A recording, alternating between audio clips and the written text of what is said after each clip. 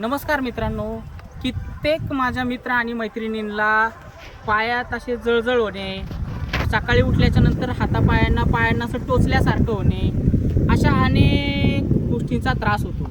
तर त्याच्यासाठी तुमच्यासाठी एक आयुर्वेदिक झाड घेऊन आलो, वनस्पती घेऊन आलो. आता ही वनस्पती आहे, हे प्रत्येकाला माहिती हे झाड कशाचं आहे.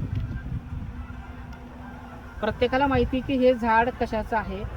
तर ह्या झाडाचा बेनिफिट असा की याला रुईचं झाड म्हणतात आणि हे जर असं तोडलं तर याच्यातनं असं पांढरा चीक वगैरे निघतो. तो थोडं सांभाळून, कारण की तो हाताला वगैरे जर लागला तर ते थोडं त्रास होतो, म्हणजे जखम वगैरे होऊ शकते, जरा तो थोडा घातक आहे.